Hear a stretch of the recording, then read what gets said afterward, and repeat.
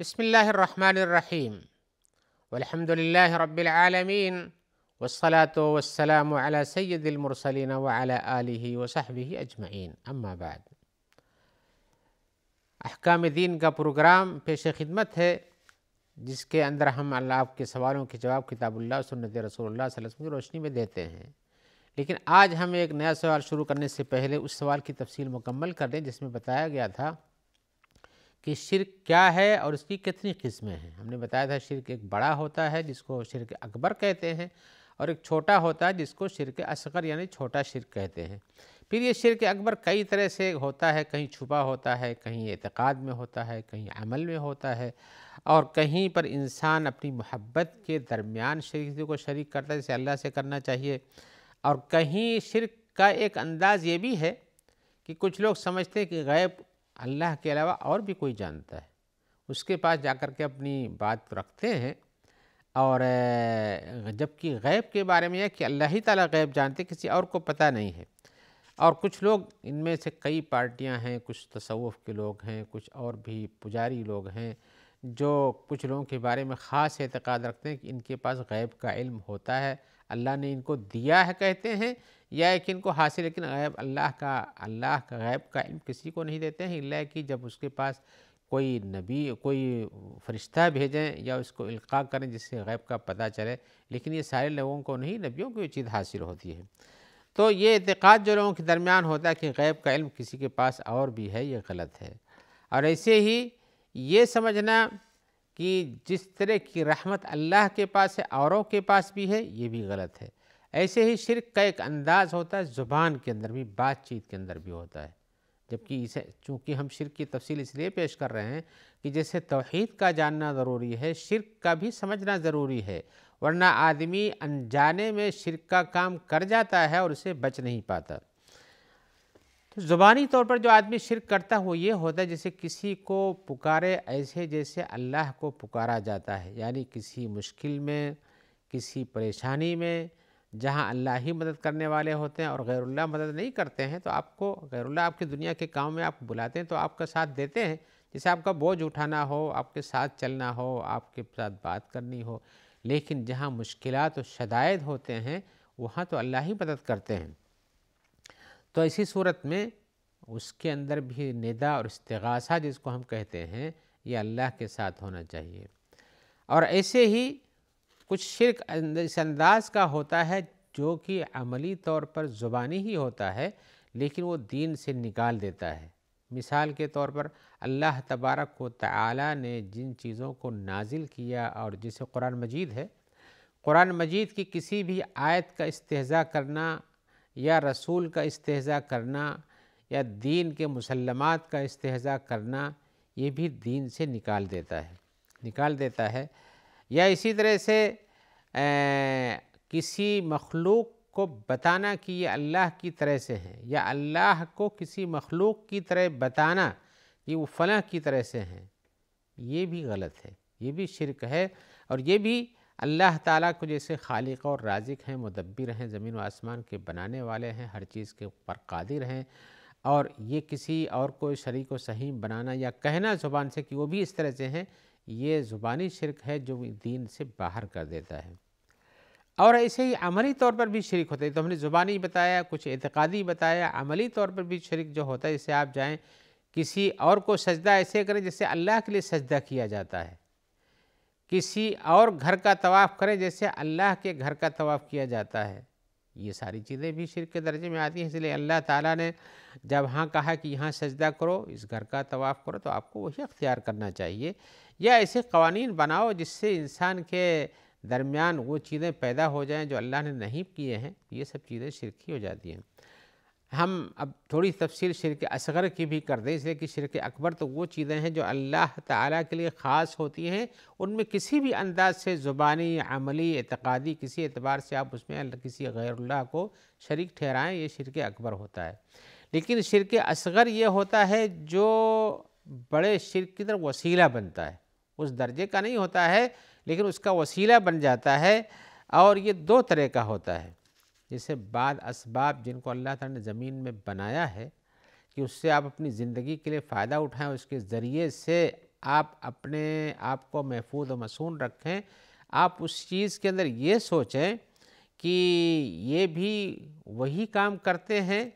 اس کے اندر ذاتی طور پر وہ تاثیر ہے جو اللہ تعالیٰ کی ذات کے اندر ہوتی ہے، کہ اللہ تعالیٰ کے ساتھ آپ اعتقاد رکھتے ہیں تو وہ آپ کو نفع پہنچاتے ہیں، اور اسے کسی اور چیز کے اندر آپ کہیں کہ اعتقاد رکھتے ہیں تو وہ بھی نفع پہنچاتا ہے۔ مثال کے طور پر ہوتے ہیں کچھ لوگ کچھ پتھر پہنتے ہیں، کہتے ہیں کہ یہ سنگریزہ پہنو، یہ پتھر پہنو، یہ فلاں طرح کا یہ پتھر ہے جو اتنا فائدہ دیتا ہے، اس کا یہ فائدہ دیتا ہے، اور یہ سمجھتے کہ اس پتھر کے اندر ہی وہ تاثیر ہے، اس پتھر کے اندر ہی وہ تاثیر ہے، اور اس طرح کے پہننے سے انسان کے اوپر مثال جیسے کہہ لیجئے اس طرح پہنو تو اس کو نظر نہیں لگتی ہے، اس طرح سے پہنو تو اس کو کہیں گرنے پہ چوٹ نہیں آتی ہے، اس طرح سے پہنو تو اس کو اس طرح سے استعمال کرو تو اس سے یہ فائدہ ہوتا ہے۔ یہ ان چیزوں کے اندر ذاتی طور پر نفع نہیں ہے جس کو آپ سمجھتے ہیں کہ یہ ان کے اندر وہ تاثیر ہوتی ہے جس سے فائدہ پہنچتا ہے، لیکن یہ ہے کہ اللہ تعالیٰ نے تاثیر اگر رکھی ہے تو اس تاثیر کو آپ اللہ کی طرف لوٹائیے، نہ یہ کہ اس پتھر یا اس چیز کے اندر یہ تاثیر ہوتی ہے، ذاتی طور پر وہی نفع نقصان پہنچاتا ہے جو اللہ کی قدرت میں ہوتا ہے۔ ایسے ہی کچھ چیزوں کی اتنی تعظیم کریں کہ اس کو ربوبیت کے درجے میں پہنچا دیں کہ یہ رب کے درجے میں پہنچ جاتا ہے۔ یہ جیسے کوئی انسان کہے کہ اگر آپ نہ ہوتے تو میرا کام یہ نہیں ہوتا، اگر آپ نے یہ کام کر دیا، اگر آپ نہ ہوتے تو میرا کام یہ کوئی نہیں کر پاتا، اور یہ سوچے کہ یہ ان کے اندر ہی یہ طاقت و قوت ودیعت کی گئی ہے جس کی بنیاد پر انہوں نے یہ کام کر دیا ہے، کسی اور کے بس کی بات نہیں ہے۔ کبھی اس کام کو اللہ کی طرف نہیں لوٹتا کہ اللہ تعالیٰ کی مشیت سے آپ نے یہ کام کیا، اور کبھی کہتا ہے کہ آپ اور اللہ نہ ہوتے تو یہ کام نہیں ہوتا، جیسے کچھ لوگ رسول کا نام لیتے ہیں، کسی ولی کا نام لیتے ہیں، یہ بھی کہتے ہیں، تو میں ان کی تفصیل میں نہیں جانا چاہتا، لیکن وہ اللہ کے ساتھ کسی اور کو بھی شریک ٹھہرا لیتے ہیں۔ اللہ اور ان کی مدد سے اور اللہ ان کی چاہت سے ایسا ہو گیا ہے، یہ کسی اور کی چاہت کا دخل نہیں کسی کام کے ہو جانے میں، اللہ کی چاہت ہوتی ہے۔ تو یہ شرک اصغر ہے، لیکن انسان کو دھیرے دھیرے اللہ سے ہٹا کے اس کی طرف پہنچا دیتا ہے کہ یہی سب کچھ کارساز ہے، یہ کارسازی اللہ کے علاوہ کسی اور کے پاس نہیں ہوتی ہے۔ لہذا یہ شرک جو اس قسم کے شرک ہیں، میں ان کی تھوڑی تفصیل کریں، جیسے اس قسم کے جو چھوٹے شرک ہیں اللہ کے رسول بتا دیں کہ دیکھو یہ چھوٹا شرک ہے، یعنی وہ چھوٹا شرک جو ایمان سے دین سے نکال نہیں دیتا ہے اسلام سے، لیکن بڑے گناہ کرا دیتا ہے۔ آئیے اس کی ایک آدھ حدیثیں میں پیش کر دوں۔ جیسے نبی صلی اللہ علیہ وسلم نے فرمایا ہے کہ میں تمہارے اوپر جس چیز کا سب سے زیادہ ڈرتا ہوں وہ شرک اصغر ہے۔ لوگوں نے پوچھا اللہ کے رسول شرک اصغر کیا ہے، چھوٹا شرک کیا ہے؟ آپ نے کہا الریا، یہ ریاکاری اور دکھاوا اور نمود ہے۔ آپ نے فرمایا کہ اللہ تبارک و تعالیٰ اپنے آدم سے کہیں جس سے لوگوں کے اعمال کے بدلے دیے جائیں گے کہ ان لوگوں کے پاس جاؤ جن کو تم اپنا عمل دکھاتے تھے کہ بھئی آپ دیکھو آپ کے لیے میں کام کر رہا ہوں، نیک کام کر رہا ہوں، تو ان کے پاس جاؤ دیکھو کچھ بدلہ ملتا ہے تو نہیں پائیں گے۔ تو یہ حدیث جس میں بیان کیا شرک اصغر، ریاکاری بھی ایک شرک اصغر ہے۔ اور ایسے ہی کبھی کبھی یہ ہوتا ہے کہ کسی چیز کو، کسی گناہ کو شرک اصغر کو کہا گیا ہو نکرہ کی صورت میں، یعنی ایک عام بڑا گناہ بتایا گیا ہو۔ مثال کے طور آپ نے کہا ان الرقا والتمائم والتولۃ شرک، بلا شبہ یہ جادو، یہ جھاڑ پھونک، اس طرح سے تعویذ پہننا اور اسی طرح سے آپس میں محبت و دوری کی تعویذ بنانا اور اس کے جھاڑ پھونک کرنا، یہ سب شرک ہے۔ اس لیے کہ یہاں پر آدمی پہنتا ہے پتھروں کو تو سمجھتا ہے کہ ان کے ذریعے سے فائدہ ہوتا ہے، کبھی یہ سمجھتا ہے کہ ہم نے جو دعا کر دیا یا ہم نے جو اس پہ جھاڑ پھونک مار دی اس کی بنیاد پر اس میاں اور بیوی کے درمیان اختلاف ہو گیا یا محبت بڑھ گئی، اس کو بھی یہ چیزیں اللہ کی جانب سے ہوتی ہیں، کسی چیز کے اندر ایسا کچھ نہیں ہے۔ یا اس طرح سے شرک اصغر وہ ہوتا ہے تو جس کو صحابہ نے سمجھا ہو کہ یہاں جو آپ نے فرمایا شرک، اس سے چھوٹا شرک مراد ہے۔ مثال کے طور پر عبداللہ بن مسعود کی ایک روایت ہے جس میں وہ کہتے ہیں کہ الطیرۃ شرکن، الطیرۃ شرکن، 3 بار آپ نے کہا الطیرۃ شرکن، یہ چڑیا اڑا کر کے قسمت معلوم کرنا ایک قسم کا شرک ہوتا ہے۔ اور پھر آپ نے کہا کہ اس سے انسان کا توکل ختم ہو جاتا ہے۔ کچھ لوگ ہوتے ہیں جو چڑیوں کے داہنے اڑ جانے سے بائیں، جاہلیت میں بھی بات تھی، آج بھی لوگ یہاں پائی جاتی ہے کہ فلاں قسم کی چڑیا نے آواز لگا دی تو ہمارے لیے نحوست پیدا ہو گئی ہے، یا اسی طرح سے کچھ لوگ کہتے ہیں کہ ہمارے کسی کام میں کسی نے چھینک مار دیا تو نحوست آ جاتی ہے۔ یہ نحوستیں، اس قسم کے اعتقادات، یہ بھی شرک کا ایک راستہ بنتے ہیں، اس لیے کہ یہ سب چیزیں صحیح نہیں ہیں۔ تو یہ سب چیزیں سے جن کو بعد میں کہا کہ چڑیا اڑانے سے ہوتا ہے، ایسا ہوتا ہے، توکل کی کمی کرنا، یہ بھی ایک طرح کا اللہ کے ساتھ کارسازی میں اعتماد کرنے میں کمی آتی ہے۔ یا اسی طرح سے نبی صلی اللہ علیہ وسلم کسی چیز کو بتائیں اور کہیں کہ یہ چھوٹا شرک ہے، بڑا شرک نہیں ہے، تو وہ بھی چھوٹا شرک ہوتا ہے۔ لفظ میں شرک ہے، لیکن شرک میں وہ نہیں ہے جس سے انسان سمجھے کہ ہاں بڑا شرک ہوتا ہے۔ جیسے اللہ کے رسول صلی اللہ علیہ وسلم نے فرمایا حدیث میں، ایک لمبی حدیث ہے، جب وہ بارش ہوئی تو رسول اللہ صلی اللہ علیہ وسلم اس کے موقع پر پھر جب وہ مدینہ آئے تو لوگوں سے کہا کہ کیا تم جانتے ہو ماذا قال ربکم، تمہارے رب نے کیا فرمایا ہے؟ تو لوگوں نے کہا کہ اللہ اور اللہ کے رسول زیادہ اس بات کو سمجھتے ہیں، جانتے ہیں۔ آپ نے فرمایا اصبح من عبادی مومن بی و کافر، میرے کچھ بندے ایسے ہیں جو مجھ سے پر اس موقع پر ایمان لاتے ہیں، کچھ لوگ کفر کر جاتے ہیں۔ فاما من قال مطرنا بفضل اللہ ورحمتہ فذلک مؤمن بی و کافر بالکواکب، جس نے یہ کہا بارش ہونے کے بعد کہ یہ بارش اللہ کے فضل و رحمت سے ہوئی ہے تو وہ ہمارے اوپر ایمان لاتا ہے، اور یہ نچھتروں پر ایمان نہیں لاتا۔ وَأَمَّا مَنْ قَالَ بِنَوْعِ كَذَا وَكَذَا، اور جس نے کہا کہ فلاں ستارے کی وجہ سے، فلاں برج کی وجہ میں جانے کی وجہ سے ایسی بارش ہوتی ہے، فَذَلِكَ كَافِرٌ بِي مُؤْمِنٌ بِالْكَوَاكِبِ، تو یہ میرے ساتھ کفر کرتا ہے اور ستاروں پر ایمان لانے والا ہے۔ تو اللہ کے رسول صلی اللہ علیہ وسلم نے یہاں جو کہا، اس کی تفسیر کی دوسری روایت میں آئی ہوئی ہے، جس کو ہم نے کہا کہ یہ کفر یا شرک جو ہے یہ اکبر نہیں اصغر ہے۔ ایک دوسری حدیث میں سے اللہ کے رسول نے فرمایا ما انعمت علی عبادی من نعمت الا اصبح فریق منہم بہا کافرین یقولون الکواکب بالکواکب، اللہ کے بندوں پر ہم جو اپنے بندوں پر جو نعمتیں ہم اتارتے ہیں، ان میں سے کچھ لوگ اس کے بعد کافر ہو جاتے ہیں اور کچھ مومن ہوتے ہیں۔ کچھ لوگ کہتے ہیں کہ یہ نعمت ہمیں ملی ہے فلاں ستارے کی بنیاد پر، فلاں ستارے کی گردش سے ایسا ہوتا ہے، بارش ہوتی ہے، ایسا ہوتا ہے، اور کچھ لوگ کہتے ہیں اللہ کے فضل و نعمت سے بارش ہوتی ہے۔ تو اس قسم کی باتیں اس موقع پر کرنے سے کفر خارج عن الملہ نہیں کرتا ہے، لیکن یہ شرک کا ایک کام ہے۔ لہذا یہ شرک جو چھوٹا ہوتا ہے یہ بھی کبھی چھپا ہوتا ہے اور کبھی زبان میں ہوتا ہے یا افعال سے ہوتا ہے، اور اس طرح سے اس کی ساری قسمیں ہوتی ہیں۔ میں ان کی اور مزید تفصیل میں نہیں جاتا، اس لیے جواب کافی لمبا ہو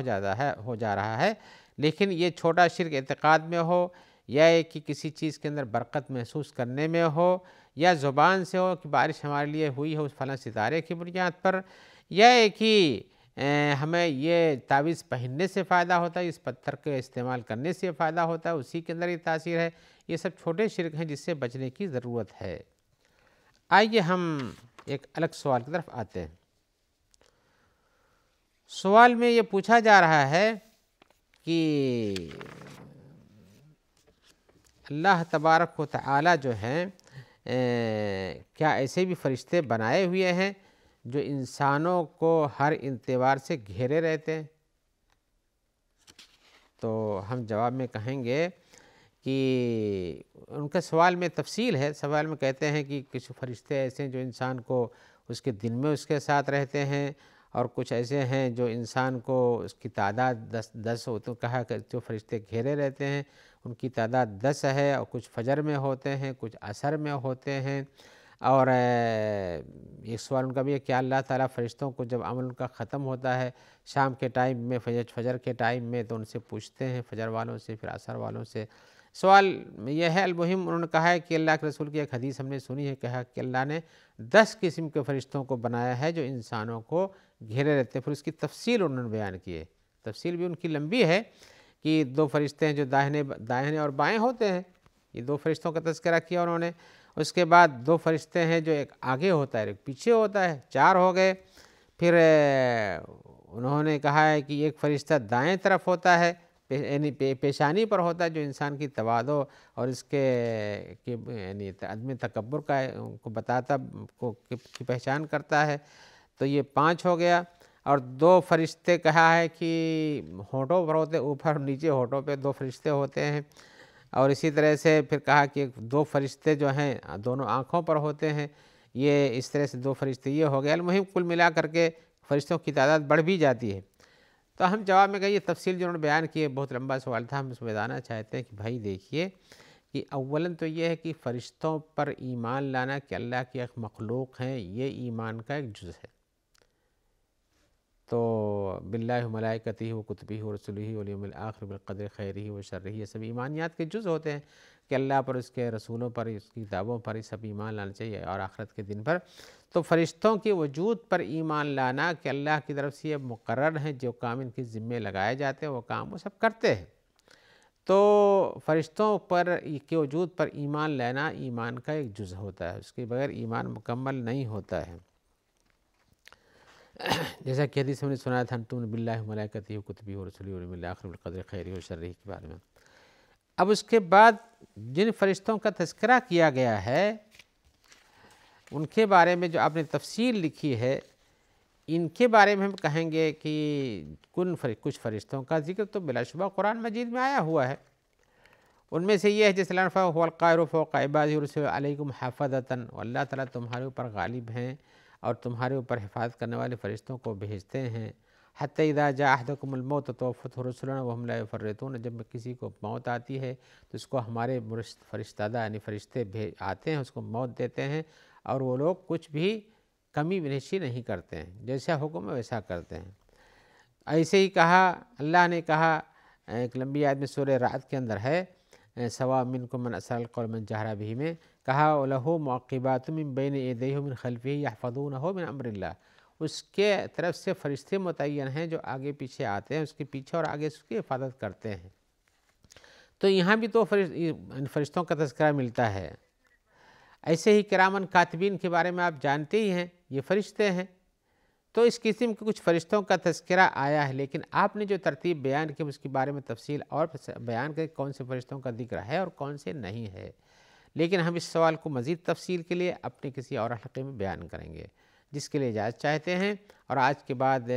دوسرے حلقے میں اس کی تفصیل پیش کریں گے انشاءاللہ تعالی۔ جب تک کے لیے دعا گو ہیں کہ اللہ تعالیٰ آپ کو خیر سے رکھے، اور ہمارے جو بھائی بہن آپ تک اس پروگرام کے پہنچانے میں مددگار ہوتے ہیں، اللہ تعالیٰ ان سب کو اپنی حفاظت میں رکھے اور سب کو اچھا اجر عطا فرمائے۔ السلام علیکم ورحمۃ اللہ وبرکاتہ۔